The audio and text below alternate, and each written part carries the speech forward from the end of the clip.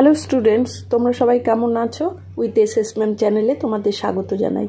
গত ভিডিওতে ক্লাস 6-এর শ্যামল গঙ্গোপাধ্যায়ের লেখা গল্প শঙ্কর সেনাপতির পাঠ করা হয়েছিল এবং 1 থেকে 7-এর দাগ পর্যন্ত হাতে কলমে বিভাগের প্রশ্ন সলভ করে দেওয়া হয়েছিল। এই ভিডিওতে পরবর্তী সমস্ত প্রশ্নের উত্তরগুলো করিয়ে দেওয়া হলো। এখনও যারা উইথ এসএস ম্যাম চ্যানেলটি সাবস্ক্রাইব করোনি তারা চটপট সাবস্ক্রাইব করো এবং পাশের বেল বাটনটি অন করে রাখো। চলো তবে।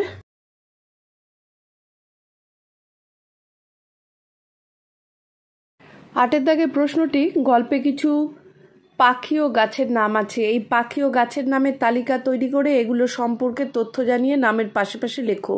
প্রয়োজনে শিক্ষক শিক্ষিকার সাহায্য নাও।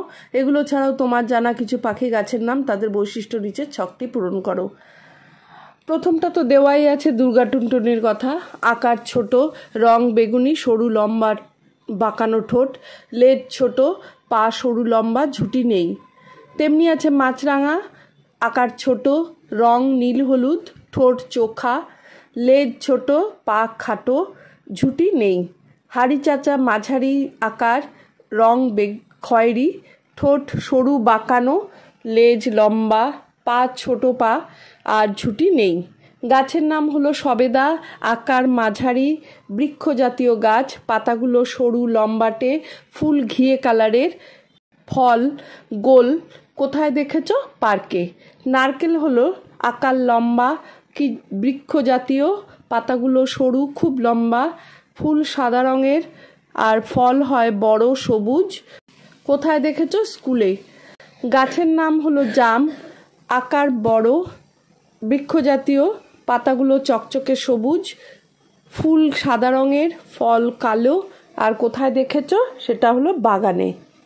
9 দাগে প্রশ্নটি, নিচে কতগুলো উপসর্গ দেওয়া হলো। গল্প থেকে উপযুক্ত শব্দ খুঁজে নিয়ে সেই উপসর্গগুলো যুক্ত করে কয়েকটি নতুন শব্দ তৈরি করো। বি শব্দ হলো জ্ঞান, নতুন শব্দ হলো বিজ্ঞান। প্র হলো উপসর্গ, কৃতি হলো শব্দ, প্রকৃতি। নি হলো উপসর্গ, শব্দ হলো শব্দ আর নতুন শব্দ হলো নিঃশব্দ।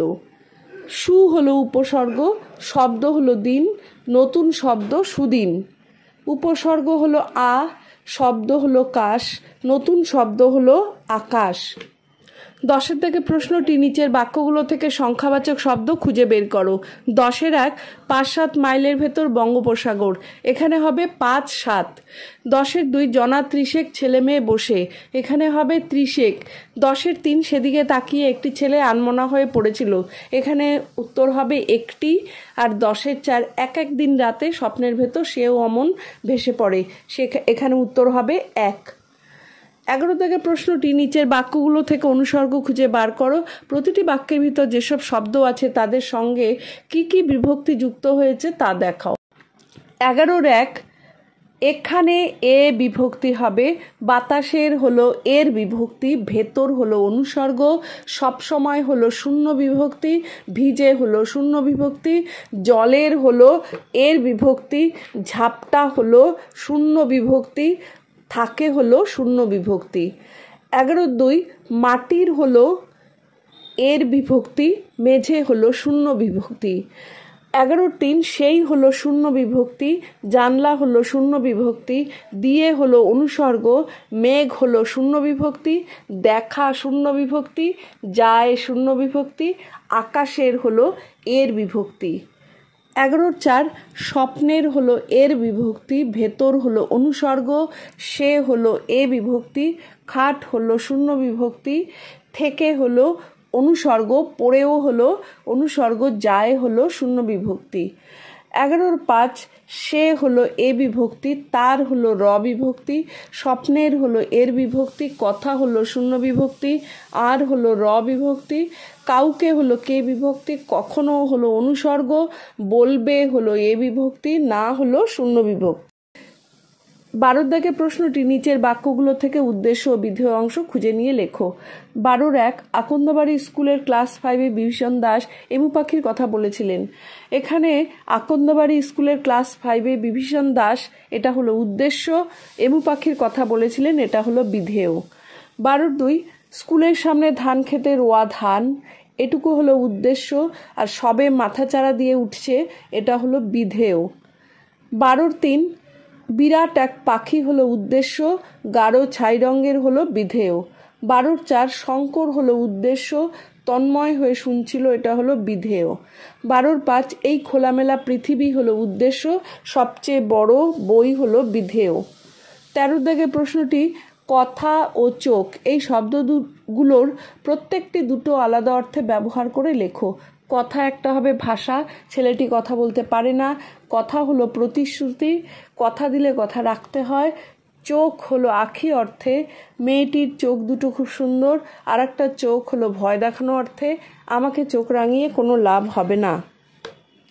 14 দাগের প্রশ্নটি নিচের বাক্যগুলোর মধ্যে কোনটি সরল, কোনটি জটিল ও কোনটি যৌগিক বাক্য তা খুঁজে নিয়ে লেখো।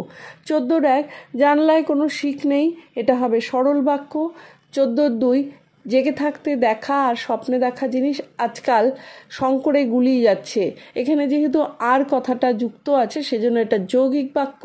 14-3 পাখি দেখার জন্য যখন মাঠে বা বাগানে ঘুরবে তখন খুব সাবধানে পা টিপে টিপে চলবে, এখানে যখন এবং তখন আছে বলে এটা জটিল বাক্য। 14-4 বিভীষণ মশাই যে তাকে এমন একটা কথা বলবেন তা ভাবতে পারেনি, এখানে যে আর তা আছে বলে সেজন্য এটা জটিল বাক্য। 15 দাগের প্রশ্নটি নিচের শব্দগুলো দিয়ে বাক্য তৈরি করে একটি অনুচ্ছেদের রূপ দাও। গুঁড়ো, প্রকৃতি, জানলা, ডানা, ছায়া, শব্দ, স্বপ্ন, খোলামেলা। বাইরে হাওয়ায় বৃষ্টির গুঁড়ো উড়ে বেড়াচ্ছে, জানলা দিয়ে একমনে তাকিয়ে দেখছে ঝিমলি। প্রকৃতি যেন রোজ নতুন নতুন সাজে এসে হাজির হয়, গাছে বসা সবুজ টিয়ার, ডানায় মুক্তোর মতো বিন্দু বিন্দু জল, আকাশে কালো মেঘের ছায়া, চারিদিকে ঝমঝম বৃষ্টির শব্দে ঝিমলির ঝিমুনি মতো এসে গেল। স্বপ্নে সে দেখলো আকাশ পথে সে উড়ে যাচ্ছে, উড়তে উড়তে একটা খোলামেলা মাঠে এসে নামলো। 16 দাগের প্রশ্নটি নিচে প্রশ্নগুলো নিজের ভাষায় উত্তর লেখো। 16-1 পাগলা বাতাসে তার ঢেউয়ের গুঁড়ো সবসময় উড়ে আসছে, এখানে বাতাসকে পাগলা বলা হয়েছে কেন? আকন্দবাড়ির 5-7 মাইলের মধ্যে বঙ্গোপসাগর, তাই সামুদ্রিক ঝড়ো হাওয়ায় সবসময় বইতে থাকে, এই উল্টোপাল্টা ঝড়ো হাওয়াকে পাগলা হাওয়া বলা হয়েছে। 16-2 বিভীষণ দাস এমুর পাখির কথা বলছিলেন, গল্পের বিভীষণ দাসের পরিচয় দাও। এমু পাখি ছাড়া গল্পে আর কোন পাখির প্রসঙ্গ রয়েছে? আকন্দবাড়ি স্কুলের প্রকৃতি বিজ্ঞানের শিক্ষক হলেন বিভীষণ দাস। বিভীষণ দাস হলেন কড়া প্রকৃতির মাস্টারমশাই, তা হলেও তিনি স্নেহ পরায়ণ, প্রকৃতিকে ভালোবাসেন। এমু ছাড়াও গল্পে তিতির, পানকৌড়ি, মাছরাঙা, হাড়িচাচা পাখির কথা বলা হয়েছে। 16-3 শঙ্কর বুঝলো কোথাও একটা বড় ভুল হয়ে যাচ্ছে। কে এই শঙ্কর? শঙ্কর হলো অভিমন্যু সেনাপতির ছেলে, আকন্দবাড়ি স্কুলের ক্লাস 5-এ পড়ে। তার স্বভাবের প্রকৃতি কেমন? শঙ্কর আনমনা সরল ছেলে, সে গাছে চড়ে, স্বপ্নে সে পাখি হয়ে ওড়ে, প্রকৃতির সাথে থাকতে ভালোবাসে। তার যে কোথাও একটা বড় ভুল হয়ে যাচ্ছে এটা সে কিভাবে বুঝতে পারল? এমু পাখি দেখেছে বলাতে মাস্টারমশাই জিজ্ঞাসা করেন যে এমু দেখতে কেমন। মাস্টারমশাইয়ের কথার মধ্যে ঠাট্টার সুরের আভাস পাওয়ায় শঙ্কর বুঝতে পারল যে কোথাও একটা বড় ভুল হয়ে যাচ্ছে। 16-4 এমু পাখির যে বর্ণনা শঙ্কর দিয়েছিলেন তার সঙ্গে পাখিটির মিল বা অমিল কি লেখো। শঙ্কর বলেছিল এমু পাখি গাঢ় ছাই রঙের, বাজ পাখির চেয়েও বড়। এই কথাগুলোতে কিছুটা মিল থাকলেও এমু পাখি উঠতে পারে না। এমু এক ধরনের দৌড়বাজ পাখি যার বাসস্থান আন্দিজ পর্বতমালা, কখনোই সে ঘোলপুকুরে বড় দিঘির পাশে সবেদা গাছে এসে বসেনি। 16-5 এটা কি পঞ্চানন অপেরা পেয়েছ? অপেরা বলতে কি বোঝো? এখানে অপেরা প্রসঙ্গ এলো কেন? অপেরা বলতে যাত্রা গান বা নাটককে বোঝানো হয়েছে।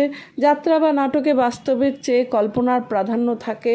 শঙ্কর এমু পাখি সম্পর্কে যে বিবরণ দিয়েছে তা শঙ্করের কল্পনায় বা স্বপ্ন, এই প্রসঙ্গে অপেরার প্রসঙ্গ এসেছে। 16-6 বলো, বলতেই হবে। কাকে কথা বলা হলো? উদ্দিষ্টকে কোন কথা বলতে হবে বলে দাবি জানানো হয়েছে। একথা আকন্দবাড়ি স্কুলের ছাত্র শঙ্কর সেনাপতিকে বলা হয়েছে। ঘোলপুকুরে এমু পাখি দেখেছে শঙ্কর, কিন্তু সেটা সম্ভব নয়, কারণ এমু পাখি আন্দিজ পাহাড়ে থাকে। সেজন্যই শঙ্কর কিভাবে এমু পাখিকে ঘোলপুকুরে দেখেছে সেটাই বলতে বলা হয়েছে। 16/7 গল্প অনুসারে আকন্দবাড়ি স্কুলে সে প্রকৃতিবিজ্ঞান ক্লাসে উদ্ভূত পরিস্থিতি নিজের ভাষায় লেখো। আকন্দবাড়ি স্কুলে প্রকৃতিবিজ্ঞানের ক্লাসে শঙ্করের এমু পাখি দেখা নিয়ে এক বিশেষ পরিস্থিতির সৃষ্টি হয়েছিল।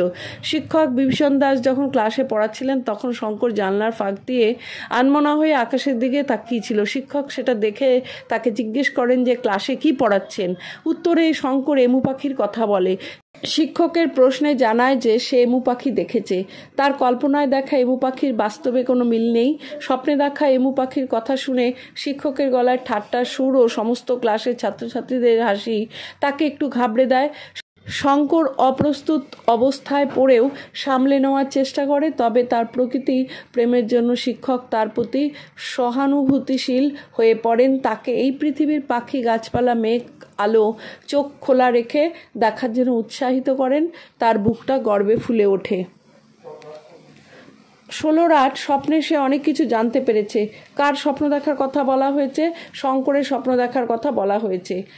স্বপ্নে দেখে সে কি জেনেছে? স্বপ্নে শঙ্কর এমু পাখি সম্পর্কে অনেক কিছু জেনেছে।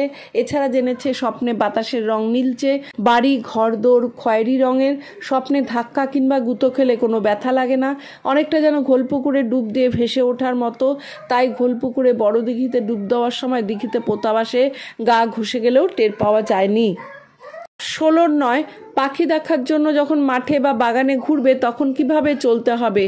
পাখি দেখার জন্য শিক্ষকের উপদেশ অনুযায়ী সাবধানে পা টিপে টিপে চলতে হবে যাতে একটুকু শব্দ না হয়, তাহলে পাখি উড়ে যাবে।